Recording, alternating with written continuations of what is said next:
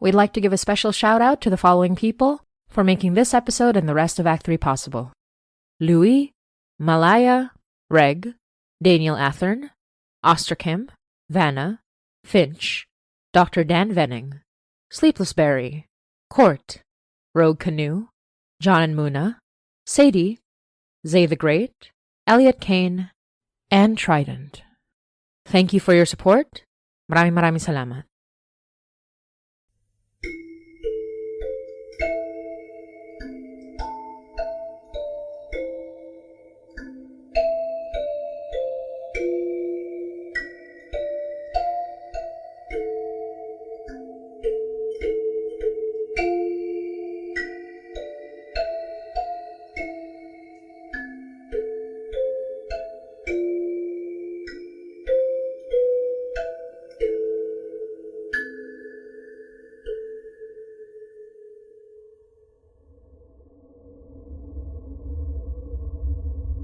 You're listening to Hainai by Motsi Dapol. Episode 88. Nasagip.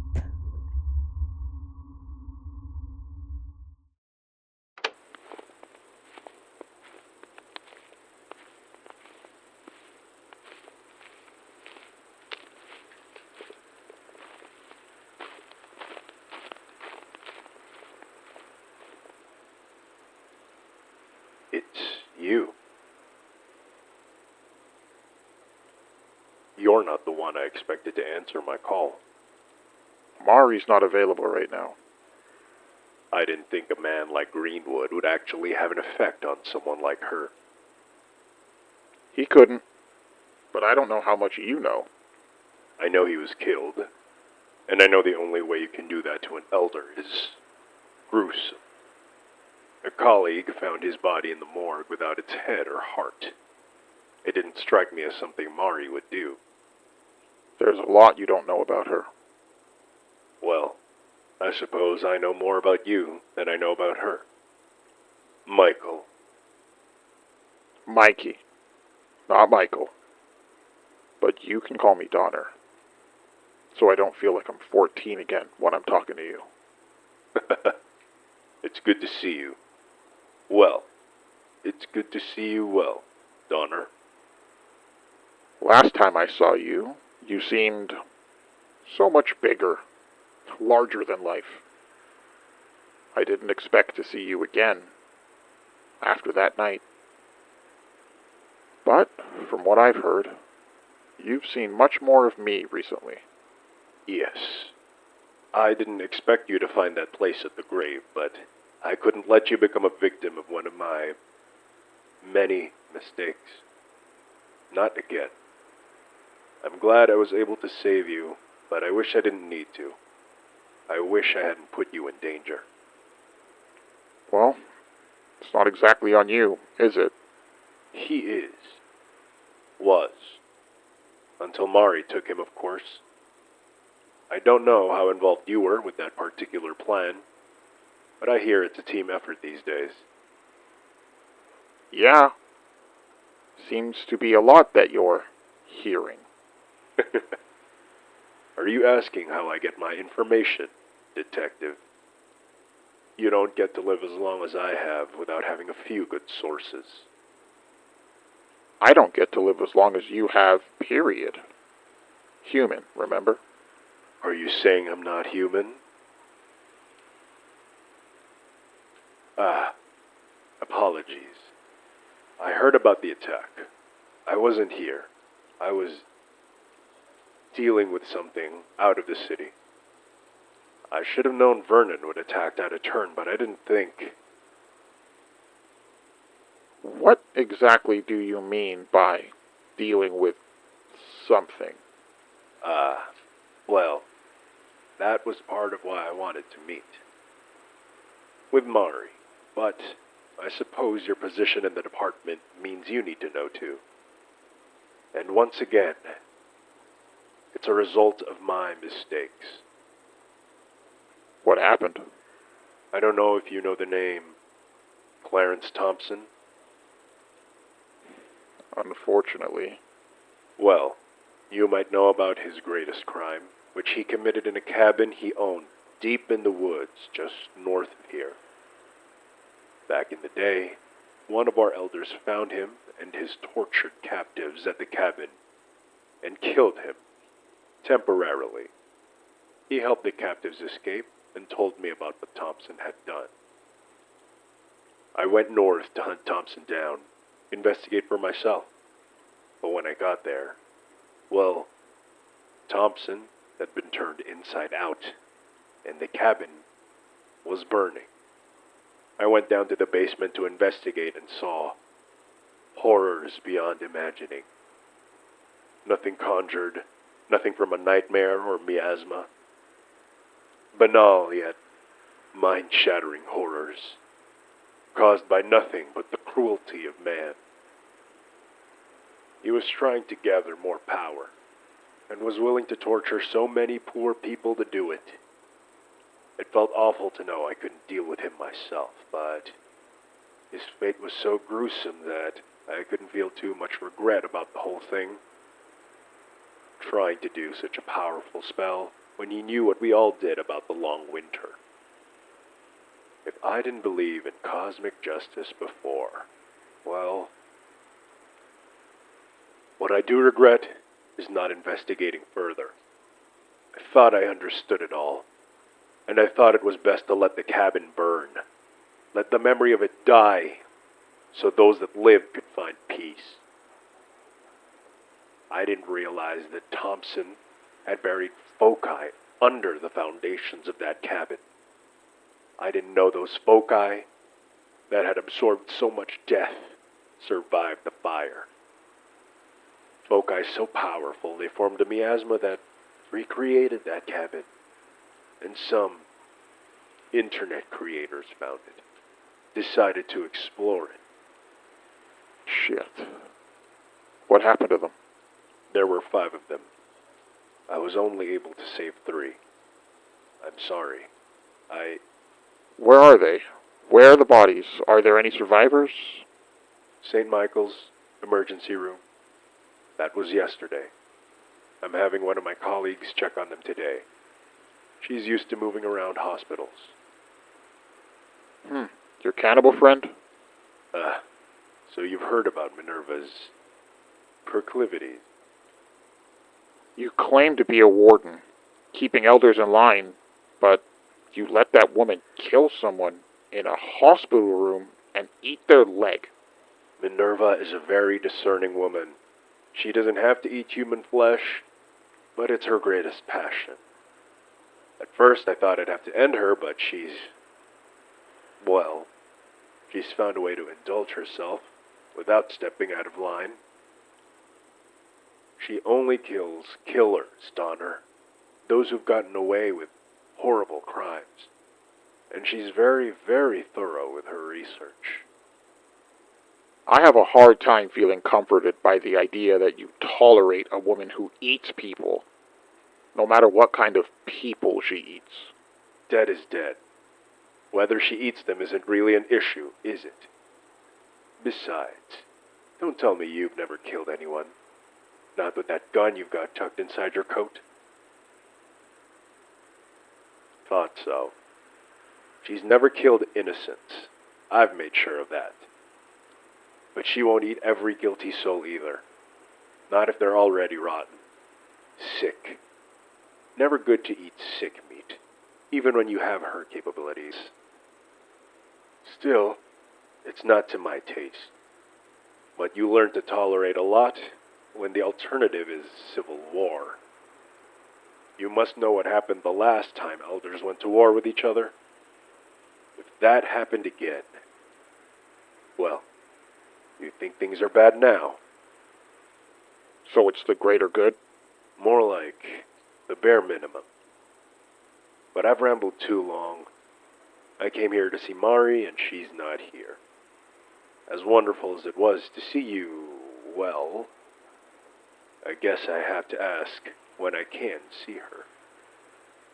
I don't know. Is she all right? She's resting. She pushed herself a little too hard. I don't know when she'll wake up. Well, I have some experience with that. Not a good experience. Take it from someone who lost a loved one this way. Don't let her hide her sacrifices from you. She's much more powerful than anyone I've ever met, except perhaps Savard, but she's still human.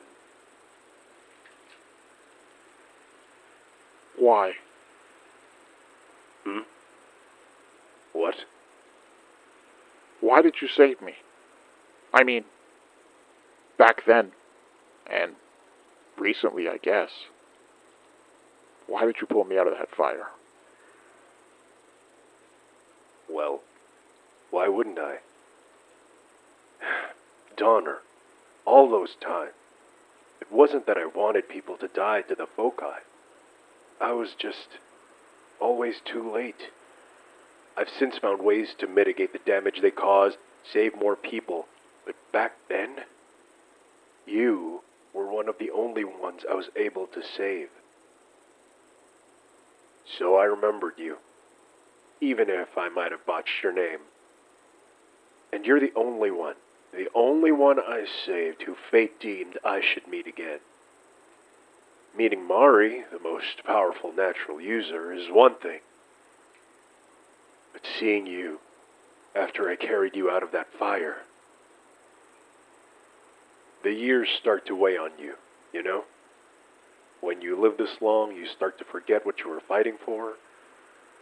But you reminded me exactly what this was all for. And I thank you, Donner. Thank you. Thank you for saving me.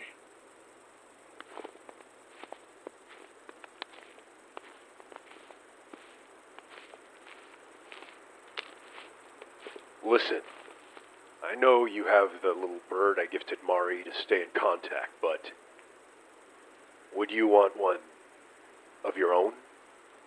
A direct line. In case we need to talk sometime. In case you need me for something, or I don't know.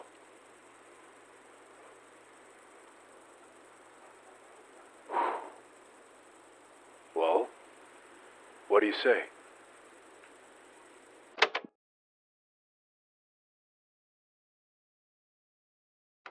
I don't know what you want me to tell you. I don't know. I know it's terrifying, and I know how fresh the wound is. But please, anything you remember will help with our investigation.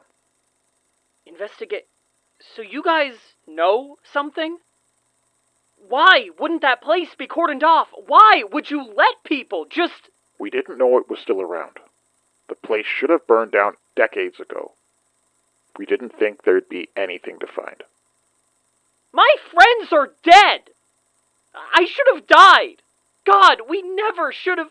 How much do you know? Please, tell me. I will tell you everything you want to know, but you need to sit the fuck down, or you're going to rip an IV out. It doesn't matter. It doesn't matter. They're dead. They're all dead. They're not all dead.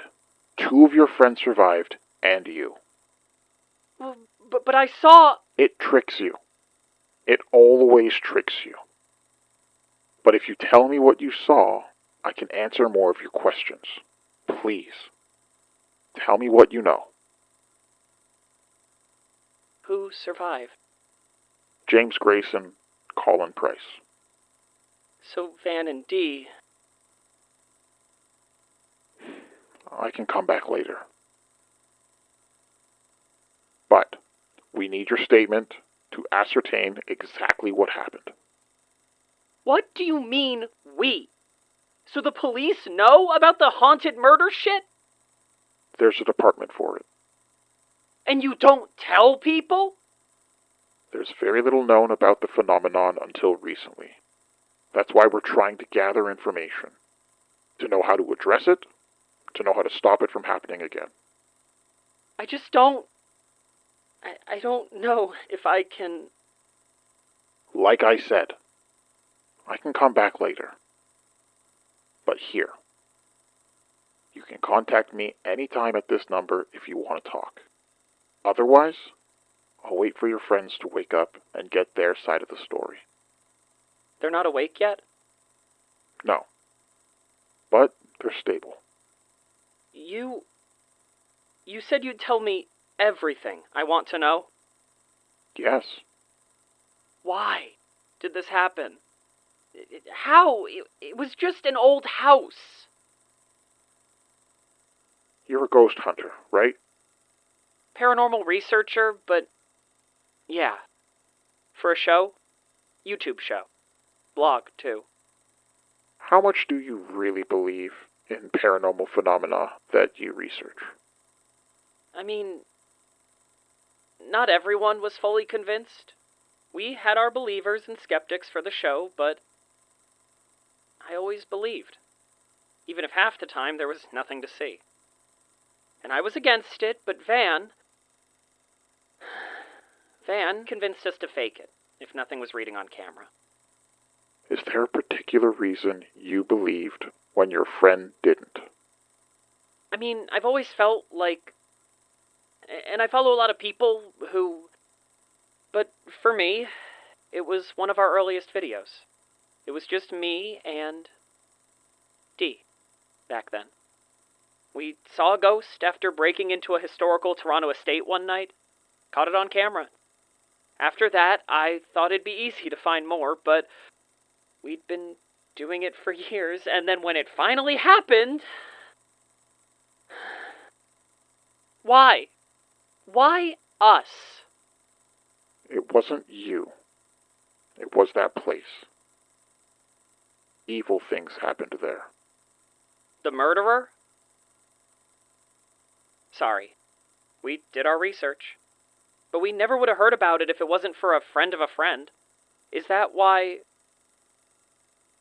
That cabin burnt down in the 80s. Burnt to nothing. It should have been gone. But we were in there for days. So many times.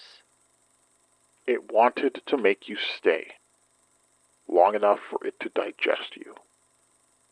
The only reason you're alive right now is because someone came to save you. Someone... I think I remember someone else, but... There were so many faces. Faces of the dead. It feeds on death. It almost fed on you. You're lucky to be alive. My best friend's dead. I don't feel lucky. Yeah. Well, join the club. So, this happened to you too? Once. A long time ago. How did you survive? Same way you did. Someone saved me. But they couldn't save my best friend. I'm sorry.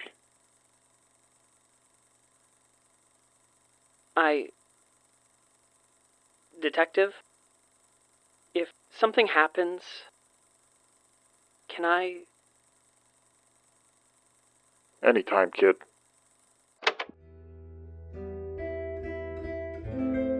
You're listening to Hainai by Motsi Dapul.